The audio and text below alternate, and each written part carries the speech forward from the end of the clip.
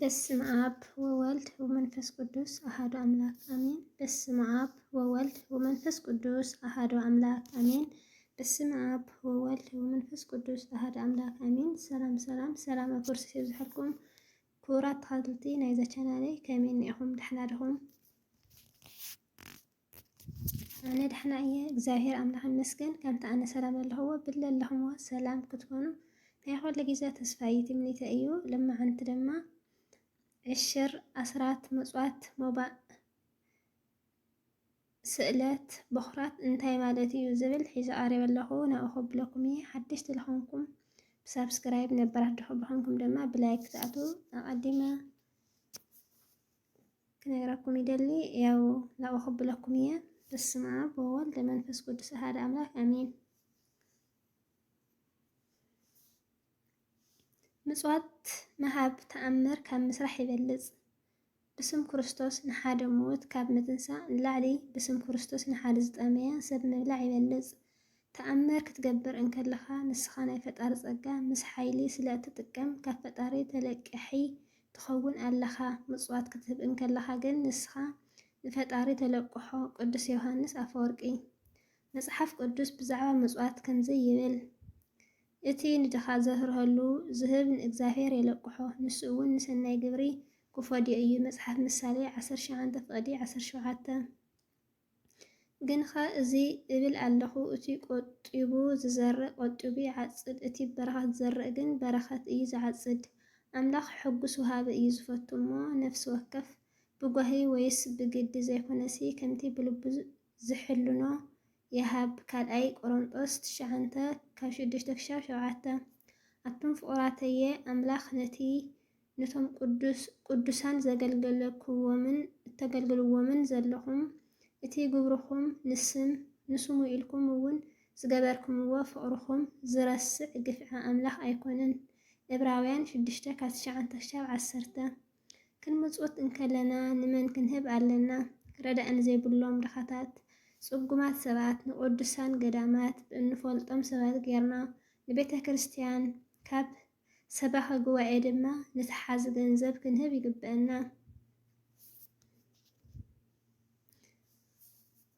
ዕሽር ወይ ድማ ኣስራት ማለት እንታይ ማለት እዩ? ዕሽር ማለት ካብ 10 ሓደ ካብ ኩሉ ኣታዊኻ ድማ 10% ንቤተ ክርስቲያን ንተሓዚ ገንዘብ ፋይናንስን ዝወሃብ ማለት እዩ። እዚ ከዓ ሕጊ እዩ። ኦሪት ዘዳግም 14:22 ኦሪት ዘዳግም 26:12 የመልክተና።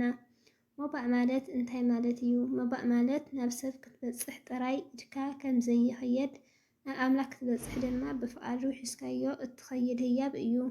ኣብ ውሽጢ ቤተ ክርስቲያን ወይ ኣብ ቅጽሪ ቤተ ክርስቲያን ብጥረ ገንዘብ ወይ ብንብረት፣ ብእኽሊ፣ ብእንስሳ ብዝወሃብ እውን ክኸውን ይኽእል እዩ። እዚ ግን ብሕቡእ ብፍቓድና ዓቕምናን ንኣምላኽ እንህቦ እዩ። እዚ ድማ ንኣምላኽ ዘለና ክብርን ፍቕርን እንገልጸሉ ህያብ እዩ። ቤተ ክርስቲያን ድማ ነቲ ዝኣተወ ሞባእን ዕሽርን ኣስራትን ከከም ኣድላይነቱ ኣብ ዝተፈላለዩ መዓላ ተውዕሎ። ንምሳሌ ንኣገልገልቲ ደመወዝ ትኸፍለሉ፣ ንህንፃ ቤተ ክርስቲያን ትሰርሐሉ፣ ንዝኽታማት መርድእ ትጥቀመሉ። ኦሪት ዘጸአት 25:1-10 ኦሪት ዘጸአት 30:11-16 ኦሪት ዘዳግም 16:10-10 ኦሪት ዘጸአት 35:4-9 መዝሙር ዳዊት ድማ ካብ 85:3 የመልክተና። ምጽዋት ማለት እንታይ ማለት እዩ? ምጽዋት ማለት ብፍቓድና ዝወሃብ ኮይኑ ርህራሄ ንለውሃት ንፍቕሪ ብፅይ ደቂ እግዚአብሔር ክርስቲያን ምዃን ዘርእየና ምልክት እዩ። እዚ ከዓ ብፍቓድና ብድሌትና ዓቕምና ዝፈቐዶ እንህቦ እዩ። ፍትሐ ነገሥት ዓንቀጽ 16:126 ግብረ ሐዋርያት 20:35 ካልኣይ ቆሮንጦስ 9:6-7 የመልክተና።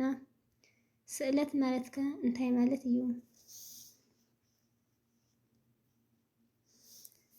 ስእለት ማለት ለመና ወይ ድማ ሕቶ መብፅዓ ማለት እዩ። ሓደ ሰብ ካብ ኣምላኽ ዝኾነ ይሓትትን ይልምን እሞ ኣምሳያ ናይቲ ዝተገበረሉ ዘእተወ መብፅዓ ብፍቓድን ብድልየትን ኣምላኽ ዝህቦ ዓስቢ ወይ ድማ ወሬታ ማለት እዩ። ቀዳማይ ሳሙኤል 1:11 በኩራት ማለት ከ እንታይ ማለት እዩ? በኩራት ማለት ካብ ኩሉ በኩሪ ዝኾነ ንእግዚአብሔር ምሃብ ማለት እዩ። እዚ ድማ ካብ ደቅኻ ውልድካ ግራትካ ደሞዝካ ኮታ ኣብ ኩሉ ኣታዊኻ ብፍቓድካ ንኣምላኽ ምሃብ ማለት እዩ። እዚ ድማ እቲ ዝተረፈ ኩሉ ምእንታን ክባርከልካ ንኣምላኽ ዘለካ ፍቕርን ኣኽብሮትን እውን እተርእየሉ መንገዲ እዩ። ኦሪት ዘጸአት 4:4 ኦሪት ዘጸአት 34 ካብ 19-26 ሰብዶ ንኣምላኽ ክሰርቆ ይኾነሉ እዩ። ንስኻትኩም ግን ነሰሪቕኩምኒ ብምንታይ ኢና እሞ ሰረቕናካ ከኣ ትብሉ ብዕሽርንን በመባእን ኢኹም። ሚልክያስ 3:8-10 ኦሪት ዘዳግም 14-22 የመልክተና። ኣብ እዋን ጾም ዓቕምኻ ዝፈቐዶ ምምጽዋት ጽድቂ፣ በረከት፣ ጸጋ እዩ።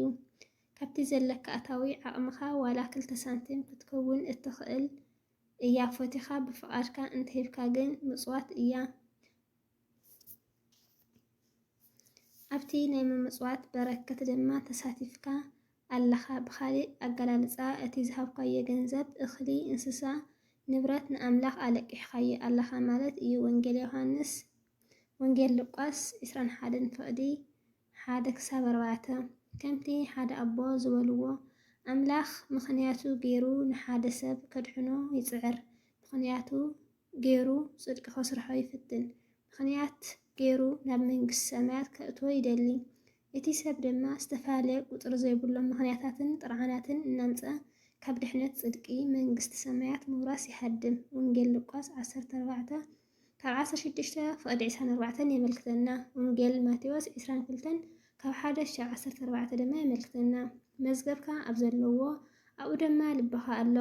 ስለዚ ብልዒ ኣብ ዘይበልዖ ነቐዝ ኣብ ዘይነቐዞ ሰረቕቲ ኩዒቶም ኣብ ዘይሰርቅዎ ኣብ ሰማይ ደኣ መዝገብ ግበሩ እምበር ብልዒ ኣብ ዝበልዖ ነቐዝ ኣብ ዝነቐዞ ሰረቕቲ ኩዒቶም ኣብ ሰርቅዎ ኣብ ምድሪ ንኣኻቶም መዝገብ ኣይትግበሩ። ወንጌል ማቴዎስ 6:19-21 እሺ እምበኣር ፍልልዩ ከምቲ ኣብ ልዕሊ ዝተዘርዘረ ዘሎ ይመስል። ልዑል እግዚኣብሔር ኣምላኽና ምስቱ ቃል ይሃበና፣ በረኸት ናይ ምጽዋት የካፍለና። ኣሜን። እዘይ ሰማዕት ጥራሕ ዘይኮናሲ ኣተግበርቲ ንክንከውን እግዚኣብሔር ኣምላኽ ብጸጉኡ ይደግፈና። ክቡራት ቤተሰበይ ካብ መጀመርያ መጨረሻ ሰሚዕኹም ክትኮኑ ተስፋ ይገብር። ቅጽል ድማ ናይ ቅዱሳን ኣማላድነት ኣብ መጽሓፍ ቅዱስ ዝብል ሒዚ ቀሪበ ኣለኹ ንኸብለኩም እየ። ኣብ መጀመርያ መጨረሻ ምሳይ ክጸንሑ ብትሕትና ይላበው። በስመ አብ ወወልድ ወመንፈስ ቅዱስ አሐደ አምላክ አሜን። ኣማላድነት ማለት እንታይ ማለት እዩ? ኣማላድ ዝብል ቃል ዝተረኸበ ኣስተባቅዕ ኣማለደ ካብ ዝብል ናይ ግስ ዝወፀ ኮይኑ ቃል ብቓሉ ትርጉም ምስጢራዊ ትርጉም ዘለዎ እዩ። ቃል ብቓሉ ፊደላዊ ትርጉም ኣማለደ ማለት መጽሓፍ ቅዱስ መሰረት ወይ ትምህርቲ ስለ ሓደ ሰብ ኮነ ህዝቢ ወይ ነገድ ወኪሉ ናብቲ ኩሉ ዝኽእል ኣምላኽ ዝልምን እዩ። ኣብ ቅድሚ እቲ ኩሉ ዝኽእል ኣምላኽ ቆይሙ ልመና ዝቐርብ እዩ። ኣማላድነት ማለት ለሚኑ ዝተዓረቕ ዝተረሓሓቐ ዘቀራርብ ማለት እዩ። ካልኣይ ቆሮንጦስ 5:18 ሓጢኣትና ኣብ ቅድሚ እግዚኣብሔር ከቁመና ስለ ዘይኽእል ኣብ ክንዳና ኮይኑ ኣብ ቅድሚ እግዚኣብሔር ልመናና ናብ እግዚኣብሔር ኣቕሪቡ ዘተዓርቐና ኣማላዲ የድልየና። ምስጢራዊ ትርጉሙ ናይ ኣማላድነት ምስጢራዊ ዝብል ንእግዚኣብሔር መለክታዊ ስራሕ ምኽንያቱ ወይ መበገሲ ምዃን እዩ። እዚ ክንብል ከለና ናይ እግዚኣብሔር ምሕረት ይቕረ ምባሉ ሓለኡ ብጠቕላላ ንእግዚኣብሔር ንፍጡራቱ ዘለዎ ዓቕሚ ዝኾነ ፍቕሪ ዝገልጸሉ መንገዲ ማለት እዩ። ብኻሊእ ኣገላልጻ ኣማላድነት ማለት ንእግዚኣብሔር ንዝበደለ ሰብ ይቕረ ክብለሉ ምሕረት ክግበረሉ ካብ መዓት ናብ ምሕረት ካብ ቁጥዓ ናብ ትዕግስቲ ንኸምለስ ኣብ ቅድሚ እግዚኣብሔር ቆይሙ ስለ ሓጢኣተኛ ሰብ ዘቕርቦ ልመና ወይ ጸሎት እዩ። ኣብ ናይ ኣማላድነት ስራሕ 3 ነገራት ክህልው ግድን እዩ። ንሳቶም ከዓ ኣማላዲ፣ ተመላዲ ከምኡውን ዘማልደሎም ሰባት እዮም። እዚኣቶም ድማ ቀፂልና ከንሪኦም ኢና። ኣማላዲ መን እዩ? ኣማላዲ ማለት ኣብ መንጎ ተማላድን ዘማሉድን ተለማንን ዝልምንሉ ማእኸላይ ኮይኑ ክልተ ኣካላት ዘራኽብ ድልድል መሳልል እዩ። ኣማላዲ ብክልቲኡ ወገን ኣካላት ተፈታዊ እሙን ኣተዓራቂ ክኸውን ኣለዎ። ስለዚ ነዚ ከማልእ ዝኽእል ከዓ መን እዩ? ከም ዝበልናዮ ንናይ ፍጡራን ባህሪ ዘሰማምዕ ኮይኑ ናይ ትሕትና ስራሕ ብምዃኑ ዘማልደና ባዕሉ እግዚኣብሔር ዝመረፆም ክኾኑ ከለዉ ንሳቶም ድማ ቀፂልና ክንሪኦም ኢና። ኣዴና ቅድስቲ ድንግል ማርያም ናይ እግዚኣብሔር ጸጋ ኣብ ዓለም ርሒቓ ኣዴና ቅድስቲ ድንግል ማርያም ናይ እግዚኣብሔር ጸጋ ኣብ ዓለም ርሒቑ ጠፊኡ ኣብ ዝነበረሉ ዘመን ግዜ እውን ከይተረፈ ምልእቲ ጸጋ ኮይና ካብ ኣንስቲ ዓለም ተፈልያ ዝተባረኸት መንፈስ ቅዱስ ዘጽለላ ሃይሊ እውን ኣጽኒዑ ዝሓለዋ ጸጋ ምድራዊ ጸጋ ሰማያዊ ገንዘብን ዝኾነላ ካብ ኩሉ ንላዕሊ ድማ ፈጣሪኣ ብድንግልና ጠኒሱ ብድንግልና ወሊዱ ድሕሪ ምውላድ ብሕቱም ድንግልና ዝነበረት ኣደ እያ። ሕዝቅኤል 40:4 ካብ 1-3 ትንቢት ኢሳይያስ 7:14 ሉቃስ 1:28-38 መሃልየ ሰሎሞን 4:14 የመልክተና። ድንግል ማርያም ን5,500 ዘመናት ተጻሊኦም ዝነበሩ ሰባት ንእግዚኣብሔር ዝተዓረቑሉ ሰባት መላእክትን ብምስግና ሓደ ዝኾኑላ ናይ ዕርቂ መራኸቢት እያ። ሉቃስ 2:8-14 ድንግል ማርያም ካብ ኣማልድቲ ኩሎም ዝበለፀት ኣማልዲት ምዃና ናብ ኣባ ሕርያቆስ ብቅዳሴኡ ቅዱስ ኤፍሬም ብውዳሴኡ ከምዚ ኢሎም ወዲሰምዋ እዮም። ኦ መስተ ምህረት ኣስተምሃሪ ሃበ ወልድኪ ኦ ርህርህቲ ኣማልዲት ኣዴና ካብ ወድኺ ምሕረት ለምንልና። ብሃበ ኩሉ ዘተሰመየ መካነ ሰማዕት መዋፅአያን መካነ ጽድቅ ብሩካን መካነ መላእክት ትጉሃን በሃበ ኩሉ መካነ ርእስቲ ኣንቲ ወስሉጥ ስምኪ በሃበ እግዚአብሔር ስመ እውታት ሰማዕታት ኣብ ዝተሰመየሉ ኩለን ቦታን ኣቦታን ብሩኻት ጻድቃን ትጉሃን መላእኽቲ ኣብ ኩሉ ቦታ ንስኺ ርስቲ ኢኺ ስምኪ ድማ ኣብ እግዚአብሔር ስልጡን እዩ። ቅዳሴ ማርያም ቁጥሪ 20 ለኪ ይደሉ ዘእመ ኩሎም ቅዱሳን ትሰአሊ ለነ ኦ ምልዕተ ጸጋ ኣንቲ ተአቢ እምሊቀ ጳጳሳት ወፈድፈደት ክብሪ እምነቢያት። ካብ ኩሎም ቅዱሳን ላዕሊ ክብሪ ንዓኺ ይግባእ ንስኺ ካብ ሊቀ ጳጳሳትን ካብ ነቢያትን ትበልፂ ኢኺ። ውዳሴ ማርያም ዘአሁድ ቅዱሳን መላእኽቲ ቁጥሪ 2 ሻፈዚ ናይ ኣዴና ቅድስቲ ድንግል ማርያም ኣማላድነት ንሪኣ ነርና። ሕጂ ድማ ናይ ቅዱሳን ኣማላድነት ክንርኢ ኢና።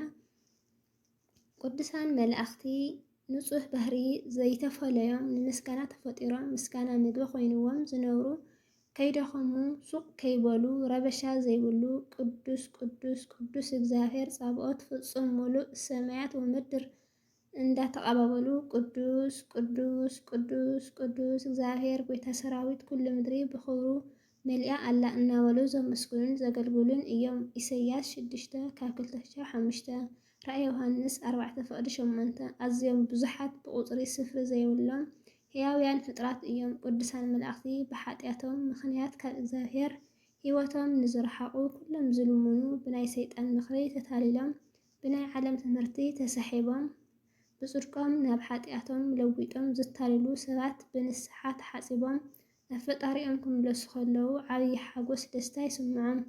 ፈጣሪኦም እግዚአብሔር እንዳመስገኑ ከምኡውን ነቶም ከሓድያን ብስጋ ጸላእትና ንነፍስና ዝጸልእዋ ኣጋንንቲ ዝሕልውና ናብ እግዚአብሔር ዘማልዱና ዝልምኑና ከምኡውን ልመናና ብምቕባል ዝሕግዙና እዮም።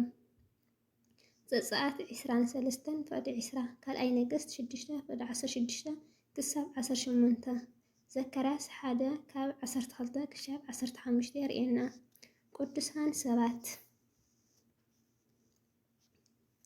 ቅዱሳን ሰባት እንብሎም እግዚአብሔር ኣነ ቅዱስ እየ እሞ ንስኻትኩም እውን ቅዱሳን ኩኑ ዝብል ስለ ዝበለ ኩሉ ሰብ ቅዱስ ንክኸውን ዘመሓላልፎ ናይ ቅዱሳን ጻውዒት ተቐቢሎም ክውን ብምግባር ብኣነባብሮኦምን ኩሉ ቅዱስ ዝኾኑ እዮም።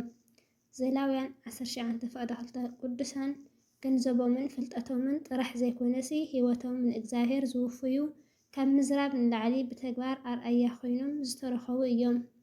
እዞም ቅዱሳን ኣቦታት ምስ ዝተፈላለዩ እኩያን ፈተውትን ተቃሊሶም ዝስዕሩ ንብዙሓት ዘንበርክኹ ንዓለም ሰይጣን ኣውሪቖም ዝነበሩ በዚ ሰናይ ምግባሮም ናይ ህይወት ኣኽሊል ንምቕባል ዝበቕዑ እዮም። ካልኣይ ጢሞቴዎስ 4:7-8 ራእይ 2:9-12 ኤፌሶን 6:12 ቅዱሳን ሰባት እናበልና ንፅውዖም ብዘመን ብሉይ ንእግዚአብሔር ብቕንዕና ዘገልግሉ ቀዳሞት ኣቦታት ነቢያት ካሊእ ዓብዪ ኣቦታትን ክኾኑ ከለዉ ብዘመን ሓድሽ እውን ሃዋርያት፣ ጻድቃን፣ ሰማዕታት ከምኡውን ኣቦታት ካህናት እዮም። ዕብራውያን 11:38 ማቴዎስ 18:18 ተማላዲ መን እዩ?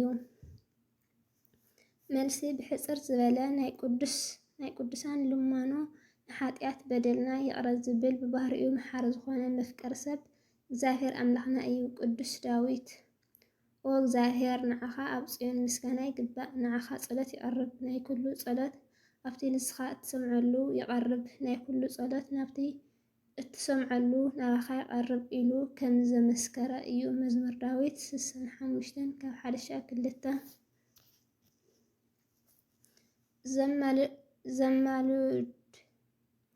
ዘማልዱልኻ መን እዩ? ዘማልዱልኻ መን እዩ? መልሲ ካብ መጀመርያ ጀሚሩ ክገልጾ ከም ዝጸንሐ እዚ ኣብ ሳልሳይ ደረጃ ዘሎ ካልእ ብሰንኪ ኃጢአት ኣብ ቅድሚ እግዚአብሔር ክቃወሙ ወይ ናብኡ ምቕራብ ዘይከኣሎ ኃጢአተኛ ሰብ ወይ ህዝቢ ከምኡውን ነገድ እዩ።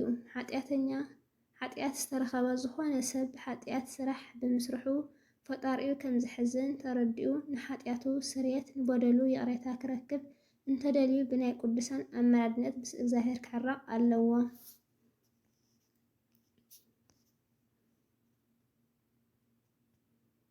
ናይ ኣመላድነት ተጠቃሚ ንምዃን እንታይ የድሊ? ኣብዚ ግን ክንዝንግዖ ዘይግብአና ጉዳይ ኣሎ። ሓደ ዜጋ ዜግነታዊ መሰሉ ዝሕልወሉ መጀመርታ ዜግነታዊ ግብኡ ምስ ዝፍፅም ጥራሕ እዩ። ስለዚ በዚ ከምዚ ሓደ ሰብ ናይ ቅዱሳን ኣመላድነት ተጠቃሚ ክኸውን ዝኽእል ናይ ቅዱሳን ኣመላድነት ኣድላይ ከም ዝኾነ ዘረድአና ካብ ጸሎት ንላዕሊ ንእግዚአብሔር ናይ ቅዱሳን ጸሎት ተቐባሊ ይቕረ ክብለለ እዩ ዝብል። ካልኣይ ንስሓ ኣትዩ ገጽናዊ እግዚአብሔር ቅዱሳን ብምጥማት ከም ዝግባእ ዝኣምን ክኸውን ከለ እዩ። ኃጢአተኛ ሰብ ብናይ ኣመላዲ ጸሎት ብናይ እግዚአብሔር ምሕረት ኣሚኑ ኣብ ሰርሖ ኃጢአት ተመሊሱ ዝሕዝን ዘጥዕስን ምስ ዝኸውን ካብ ናይ ኃጢአተኛታት ዝኸፈእኹ ኣነ እየ ኢሉ ርእሱ ኣትሕት ምስ ዘብል ናይ እግዚአብሔር ምሕረት ኣብ ልዕሊኡ ይገለጽ። ትንቢተ ኢሳይያስ 59:1-2 ማቴዎስ 15:25 ቀዳማይ ጢሞቴዎስ 1:12-17 ዘለዎ የመልክተና። ነገር ግን ኃጢአቱ ዝኣምነሉ ሰብ ነዚ ኩሉ ዝጠቐስናየ ነገራት ዘይኣምን እንተኾይኑ ብናይ ኣሕዛብ ኣነባብራ ዝሓለፍክዎ ዘመን ይኣኽለኒ ኢሉ ከይተመለሰ ቅዱሳን ናይ ኃጢአት በዓቲ መሕብኢ ኣይኮነን። ከምዚኦም ዓይነት ሰባት ብጸሎት ምልጃ ኣይክረኽብዎን እዮም። ከምኡውን ቅዱስ ጴጥሮስ ንሃናንያን ንሰጲራን ከምኡውን ንሲሞን ግብረ ሐዋርያት 8:17-21 ግብረ ሐዋርያት 5:1-11 ቅዱስ ጳውሎስ እውን ንባርዮሱስ ቀፂዕዎ ከቢድ ቅፅዓት ኣውሪድሎም እዩ። ንሳቶም ኣማልኽቲ ብጸጋ ስለ ዝኾኑ እዮም። ህዝቢ እስራኤል ንእግዚአብሔር ብዝተፈላለየ ኃጢአት ኣብ ዝሕዝንዎ ግዜ ብናይ ጸላእቶም ኢድ ካብ ምትሓዝ ሓሊፉ ብተወሳኺ ሕጂ ኣይሰምዑኻን ስለ ዝኾኑ ስለዚ ህዝቢ እዚ ኣይትጸሊ ስለ ኦምውን ልማኖን ጸሎትን ኣይትግበር ኣይተማልደሎም ንሳቶም ኣብ ኣደባባይ ኢየሩሳሌም ዝገብርዎ ኣይትፈልጥን ክብል ንወዲ ኤርምያስ ኣጠንቂቕዎ። እስራኤላውያን ዝተውሃቦም ትእዛዛት ትሕት ኢሎም ብዘይምምልኦም ምስርሖምን እዩ። ትንቢተ ኤርምያስ 7 ካብ 16-20 ንስተውዕል ኤርምያስ ኩሉ ግዜ በደሎም ኣሚኖም ተጣዒሶም ናይ እግዚኣብሔር ልመና እናቕረበ ምስ ፈጣሪ የተዓርቆም ነይሩ እዩ። ሕጂ ግን ንሳቶም ኣብ ክንዲ ዝምለሱ በደል ኣብ ርእሲ በደል ስለ ዝውስኹ ክፍኣቶም ንፈሪ ልቦም ደንደነ ብናይ ቅዱሳን ኣማላድነት ዝርከቡ ኣምላኻዊ ምሕረት ንኸይረኽቡ ከልኪልዎም እዩ። ካብዚ ኩሉ ድማ ንርድኦ ናይ ቅዱሳን ኣማላድነት ክርድአና ዝኽእል ንቅዱሳን ናይ ምምላድ ጸጋ ስለ ዝተዋሃቦም እግዚኣብሔር ልመናና ስለ ዝቕበል ጥራይ ዘይኮነስ ንሕና ሃይማኖት ሓሊና ልሳና ካብ ክፉእ ነገር ሓሊና ኣንጺና ብንስሓ ዝተመላለስና እንተኾይና ጥራይ እዩ። ትንቢተ ኢሳይያስ 11 ካብ 12-14 ትንቢት ሕዝቅኤል 14 ካብ 12-20 ስለምንታይ ንዝብሉ ናይ ቅዱሳን ልመና ክሰርሑ ዝኽእል ከም ዝጠቐስናየ እዩ። ብንስሓ ንዝተመለሱ ብዝሰርሕዎ ኃጢአት ዝተጣዓሱ ሰባትን ብናይ ቅዱሳን ኣማላድነት ብዝተዋሃቦም ቃል ኪዳን ንዝኣምኑን ምእማን እግዚኣብሔር ካብ ጸሎተይ ንላዕሊ ናይ ቅዱሳን ልመና ተቐቢሉ ይቕረ ክብለልና ይኽእል እዩ ኢሎም ንርእሶም ትሕት ንዘበሉ ሰባት ጥራይ እዩ ዝፍጸመሎም። ኣላዒል ዘጀመረኒ ኣጀምር ዘፈጸመኒ ንእግዚኣብሔር ኣምላኽ ክብሪ ምስጋና ይብጽሓዮ። ናይ ቅዱሳን ኣማላድነት ናይ እመቤታችን ተረዳእነት ናይ እግዚአብሔር ኣምላኽ ምሕረት ምስ ኩላትና ህዝበ ክርስቲያን ይኹን። ኣሚንና ኃጢአትና ኣሚንና ብናይ ቅዱሳን ኣማላድነት ልመናና ኣሚንና ናብ እግዚአብሔር ኣምላኽ እንጥምተሉ ላ ሓቀኛ ንሳመት እንበቕዓሉ ትእዛዝ እግዚአብሔር ክንኸብረሉ እግዚአብሔር ኣምላኽ ብጸጋ ይደግፈና። ወስብሐት ለእግዚአብሔር ወለወላዲቱ ድንግል ወለመስቀሉ ክቡር ይትአኮቱ ይትሰባህ ወትሩ በኩሉ ጊዜ ወበኩሉ ሰዓት ለዓለም ወለዓለም ዓለም አሜን።